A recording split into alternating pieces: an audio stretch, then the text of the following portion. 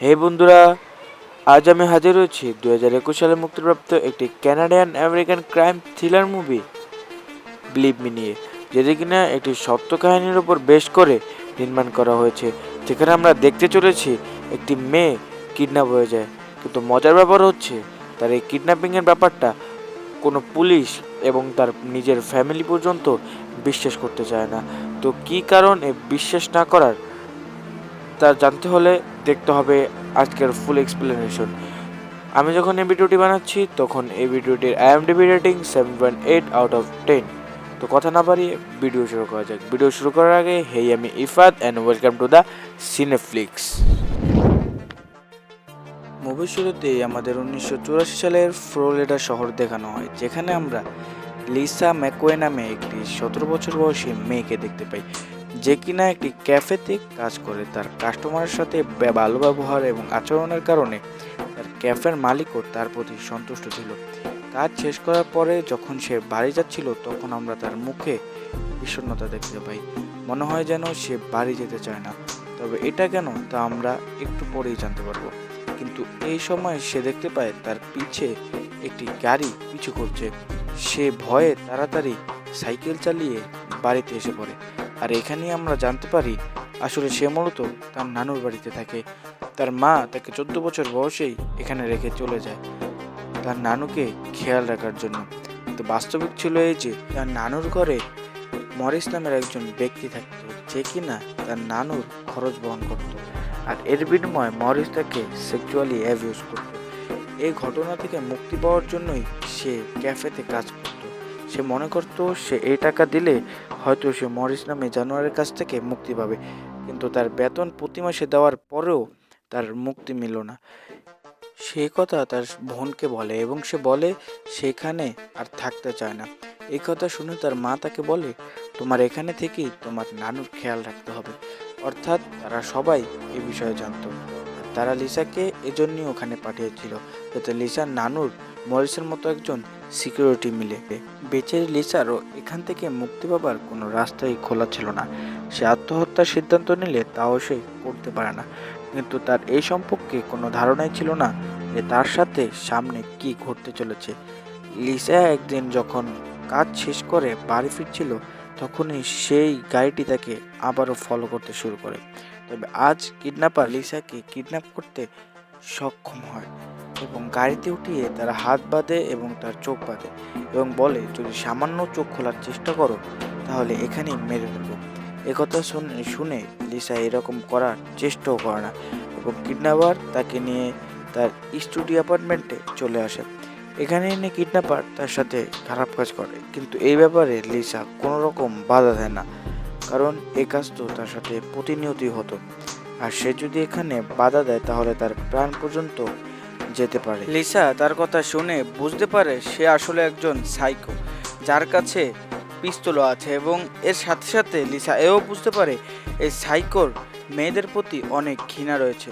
কারণ প্রথমে তার স্ত্রী এবং তারপর তার গার্লফ্রেন্ড তাকে ধোঁকা দিয়েছে, এবং এই সময় কিডন্যাপার তাকে সব কিছু বলে দেন। কেননা লিসা তার সমস্ত কথা বিনা দ্বিধায় মেনে নিচ্ছিল। লিসা এটা জানা ছিল তার কোনো না কোনোভাবে বেঁচে ফিরতে হবে, তাই সে এই জায়গায় সমস্ত জিনিসের ওপর খেয়াল রাখতে শুরু করে। সে কিডন্যাপারের আওয়াজ চিনে রাখে এবং সে ঘরের চারপাশের পরিবেশ অনুভব করে অনুমান করে ফেলে, কারণ তখনও তার চোখ বাঁধা ছিল। এমনকি সে যখন আসছিল তখন সে উপরের ওঠার সিঁড়ি পর্যন্ত গুনে রেখেছিল। অন্যদিকে লিসা যখন ঘরে যায় না, তখন তার নানু মনে হয় সে ঘর ছেড়ে পালিয়েছে। এর জন্য সে পুলিশকে কমপ্লেন করে এবং বলে হয়তোবা লিসা ঘর থেকে পালিয়েছে। যখন রিপোর্ট করতে হবে, পুলিশ তার মার কাছে জিজ্ঞাসাবাদ করার জন্য যায়। সেও একই কথা বলে, কিন্তু লিসার বোনের এই ধারণা হয় যে লিসা হয়তো কোনো বিপদে রয়েছে। এবং পুলিশ যখন লিসার ক্যাফেতে যায়, তখন ক্যাফের মালিক বলে লিসা কখনো ঘর ছেড়ে পালাতে পারে না, কারণ সে একজন জিম্মাদার মেয়ে। অন্যদিকে লিসা কিডন্যাপারের কথা মতো সব কাজ করতো এবং সে কিডন্যাপারকে বলে তাকে ছেড়ে দিতে, কারণ তার বাবা খুব অসুস্থ। তার বাদে আর কেউ নেই। কিডন্যাপার তার কথায় কিছুটা হলেও গলতে শুরু করে, তবে সে এত সহজে লিসাকে ছেড়ে দেওয়ার পারত না। তারপর কিডন্যাপার লিসার সাথে আবারও সেই খারাপ কাজ করে, কিন্তু লিসা কিডন্যাপারকে কোনো বাধা দেয় না। এ কারণে কিডন্যাপার তার হাতের বাঁধন খুলে দেয়। তারপর লিসা তার বিছানার নিচে সাক্ষ্য হিসাবে একটি মাথার ক্লিপ ওখানে রেখে দেয় এবং বাথরুমে গিয়ে সাক্ষী হিসাবে তার আঙ্গুলের ছাপ ও একজোড়া জুতা দেখে নেয়। যখন কিডন্যাপার দেখে লিসা বাইরে আসতে দেরি হচ্ছে, তখন সে বাথরুমে চলে যায়, কিন্তু তখন লিসা তার সাথে ভালোভাবে কথা বলতে থাকে। রাতে যখন কিডন্যাপার ঘুমিয়েছিল, তখন সে সেই ঘরে টেলিফোন দিয়ে যোগাযোগ করার চেষ্টা করে, কিন্তু কপাল খারাপ থাকায় সে ধরা পড়ে যায়। তখন কিডন্যাপার তাকে মারতে থাকে। তখন লিসা বলে, আমি আমার বাবাকে ফোন করছিলাম যাতে আমি তাকে বলতে পারি আমি ভালো আছি। সে আরও বলে, তোমার প্রতি আমার হৃদয়ে ভালোবাসা হয়ে গেছে, তাই আমি চাই তুমি আমাকে ছেড়ে দাও যাতে আমি তোমার গার্লফ্রেন্ড হয়ে থাকতে পারি। এই জন্যই হয়তো বা বলে মেয়েদেরকে বিশ্বাস করতে নেই। যাই হোক, জোকসে পার্ট। কিডন্যাপার এই কথা শুনে চুপ হয়ে যায় এবং তাকে কিছুই করে না। অন্যদিকে ফ্লোরিডা পুলিশ ডিপার্টমেন্ট দেখানো হয়, যেখানে পুলিশেরা এক সাইকো কিলারের বিষয়ে ইনভেস্টিগেশন করতেছিল, যে কিনা গত 6 মাসে 9টি মেয়েকে রেপ করে মেরে ফেলেছে, যার কোনো সাক্ষী কিংবা প্রমাণ কিছুই পুলিশের কাছে ছিল না। অন্যদিকে কিডন্যাপার লিসাকে ছেড়ে দেওয়ার সিদ্ধান্ত নিয়ে নেয়। সে লিসাকে শুনশান একটি এলাকায় গ্যাস স্টেশনে আসে। তখন কিডন্যাপারের মনে হয় তাকে মেরে ফেলার জন্য। যখন সে মেরে ফেলতে লিসার কাছে যায়, তখন লিসা বলে, আমি তোমার গার্লফ্রেন্ড হয়ে তোমার খেয়াল রাখতে চাই। তখন কিডন্যাপার তাকে ছেড়ে দেওয়ার মন করে নেয় এবং লিসাকে একটি গাছের নিচে রেখে যায়। যার পরে বেচারি লিসা দৌড়ে তার নানুর ঘরে যায় এবং বলে, নানু, আমার কিডন্যাপ হয়েছিল। একথা তার নানু বিশ্বাস করে না এবং সে পুলিশকে কল দেয়, বলে লিসা ঘরে ফিরে এসেছে। পরের দিন ডিটেকটিভ লোপেজ লিসাকে জিজ্ঞাসাবাদ করতে আসে। তখন লিসা তাদেরকে সমস্ত জিনিস খুলে বলে, যা শুনে কারোই বিশ্বাস হয় না, কারণ তার তথ্য পারফেক্ট হলেও তার শরীরে কোনো ক্ষত কিংবা জোরাজুরির চিহ্ন ছিল না। একথা শুনে লিসা তাদেরকে বলে, যদি আমি এইরকম কিছু করার চেষ্টা করতাম তাহলে আমাকে মেরে ফেলা হতো। তখন ডিটেকটিভদের মনে হয় লিসা এরকম টিভি শো অনেক দেখে, তাই তার কাহিনী এত পারফেক্ট। কিন্তু ইতিমধ্যে লিসার এই কেস সম্পর্কে ল্যারি নামে একজন ডিটেকটিভের কাছে খবর আসে, যে কিনা ওই সাইকো কিলারের কেসের ওপর কাজ করছিল। সে শেষবারের মতো লিসার কাছে জিজ্ঞাসাবাদ করতে আসে। তখন লিসা তার কাছে সব খুলে বলে, যেমন তার গাড়ির রং কালো ছিল, তার বিছানা লাল রঙের ছিল, এমনকি তার স্টুডিও অ্যাপার্টমেন্টে 22টি সিঁড়ি ছিল, ইত্যাদি ইত্যাদি। লিসার এই ঘটনা শুনে ল্যারির বিশ্বাস হয়ে যায়, কেননা এরকম ডিটেলস বানিয়ে বলতে পারে না। তখন ল্যারি লিসার একটি কাপড় ফরেন্সিক ল্যাবে পাঠিয়ে দেয়। তখন ওই কাপড়ের মধ্য থেকে একটি ডিএনএ বের হয়, যা কিনা ওই মৃত 9টি মেয়ের কাপড়েও ছিল।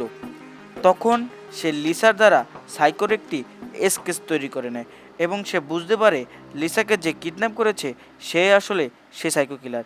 এই জন্য ল্যারি লিসার ঘরে ফোন করে লিসাকে হিপনোটাইজ করার পারমিশন নেওয়ার জন্য, এবং মরিস লিসার বাবার সাথে কথা বলে এবং এর জন্য সম্পূর্ণরূপে নিষেধ করে দেয়। মরিসের এই ব্যবহার দেখে ল্যারির কিছুটা সন্দেহ হয়। ল্যারি যখন লিসার কাছে মরিসের ব্যাপারে জিজ্ঞাসা করে, তখন সে সব বলে দেয় যা আজ পর্যন্ত মরিস তার সাথে করেছে। এরপর ল্যারি মরিসকে গ্রেফতার করে নিয়ে যায়। এরপর ল্যারি অনুমতি নিয়ে লিসাকে নিজের ঘরে নিয়ে আসে। এতদিনে একসাথে থাকার কারণে তাদের মধ্যে পিতামের একটা সম্পর্ক সৃষ্টি হয়ে যায়। এই ব্যাপারে ল্যারি শিওর ছিল যে লিসার কিডন্যাপারই ওই সাইকো কিলার। সে লিসাকে নিয়ে সেখানে যায় যেখানে লিসাকে কিডন্যাপার রেখে গিয়েছিল। তখন সে মনে করে ওই গ্যাস স্টেশনের কথা, যেখানে তাকে মেরে ফেলার কথা ছিল। আর ওখানকার সিসিটিভিতে কিডন্যাপারের মুখের কিছুটা অংশ সিসিটিভিতে দেখা যায় এবং সেই চেহারার ওপর ভিত্তি করে তারা কিডন্যাপারের ছবি তুলে আনে এবং লিসাকে ওই ছবিগুলো দেখালে লিসা শিওর হয়ে যায় এটাই তার কিডন্যাপার। তখন পুলিশ ওই কিডন্যাপারের ঘরে যায় এবং লিসার কথা মতো সব পাওয়া যায়, ওই ফিঙ্গারপ্রিন্ট, সিপটিকিন ইত্যাদি ইত্যাদি। তখন কিডন্যাপার ঘরে ছিল না।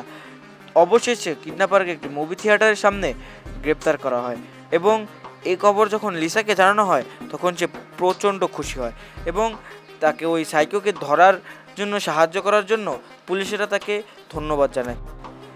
এরপর লিসা নিজের নানুর বাড়িতে আর যায় না, সে তার আঙ্কেল আন্টির সাথে থাকতে শুরু করে, যারা কিনা লিসার এই ব্যাপারে জানতোই না। অবশেষে লিসার যেই পরিবার ও খুশির আশা ছিল তা সে পেয়ে যায়। মুভির শেষে আমরা বাস্তবে যার সাথে এই ঘটনা ঘটেছিল, লিসা ম্যাকওয়েকে দেখতে পাই, যে কিনা বর্তমানে একজন পুলিশ অফিসার। আর এখানেই মুভিটি শেষ হয়। কমেন্ট করে জানাতে পারেন আপনাদের মতামত। এটা আমার প্রথম এক্সপ্লেনেশন ছিল, তাই ভয়েস ওভারটা একটু খারাপ হতে পারে। তো আশা করি সবার কাছে ভালো লাগবে। তো আজকের মতো ভিডিও এই পর্যন্তই, দেখা হচ্ছে পরের কোনো ভিডিওতে। ততক্ষণের জন্য